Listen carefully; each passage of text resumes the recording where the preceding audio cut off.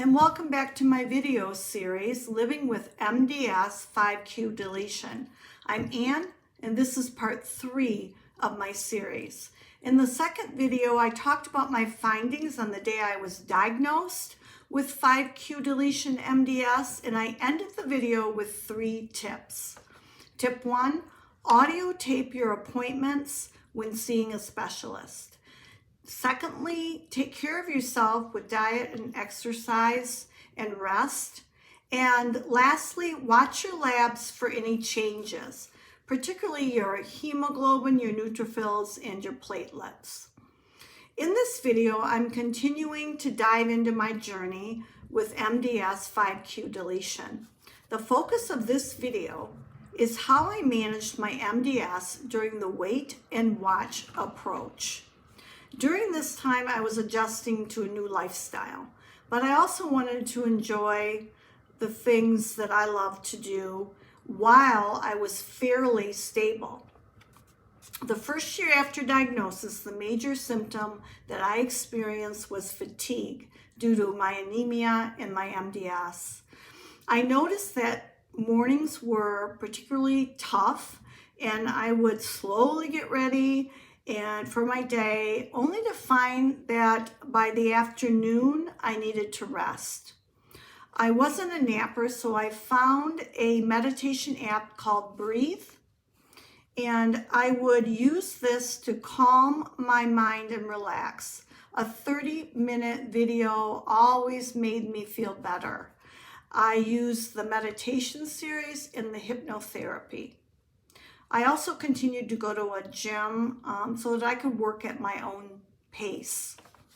Keeping your overall health in good shape is vital to battling this disease both mentally and physically.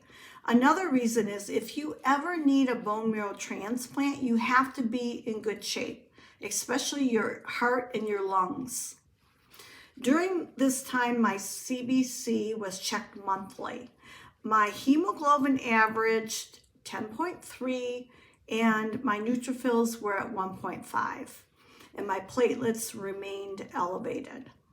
There was also potential for infection, and my doctor suggested no international travel, stay away from anyone with an illness, wear a mask in crowds, as well as report any new symptoms such as fever or bruising or a change in energy.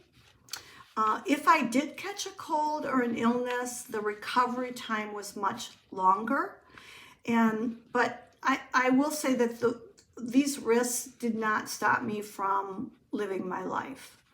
By March of 2021, approximately 1.5 years after diagnosis, I started to feel more fatigued and dizzy, and I had a low-grade fever to the degree that I couldn't get through my day unless I rested the entire day. My hemoglobin went from 10 to 7, and my neutrophils went from 1.5 to 0.8. My blood pressure was dropping. I was weak. I was out of breath, and due to this anemia. And so at that point, my oncologist ordered blood transfusions. He ordered them in April when my hemoglobin started to drop below 7. I received transfusions every two weeks for 2 months. And when my hemoglobin dropped to 7 or below, the blood transfusions did not help much because 1 unit of blood would only raise it to the 8ths. I realized that I'm symptomatic when my hemoglobin drops below 9. So once I understood this threshold, if my hemoglobin dropped to the 8ths, I would report my symptoms to my oncologist and he would order a blood transfusion and not wait till it went into the 7s. At this time, my oncologist also ordered a bone marrow biopsy, and once he got those results, he asked me to see a specialist. In April, I saw a specialist at Moffitt Cancer Center in Florida, and who in turn talked to my oncologist at home. They confirmed it was time to start Revlimid, also called lenalidomide. So that wraps up my wait and watch approach. Here are 3 tips that I learned during this time. My first tip is, with the risk of infection and illness, protect yourself while you're in crowds or traveling. Wear a mask and social distance if you can. Secondly, trust your instincts and report any changes in labs or symptoms to your doctor, especially if your hemoglobin starts to drop and you're feeling more fatigued. Lastly, keep your body, your soul, and your mind healthy. Stay positive, stay strong, keep your family and friends informed. Tell your story in any way that you feel comfortable. You are not in this alone. That's a wrap for the wait and watch approach.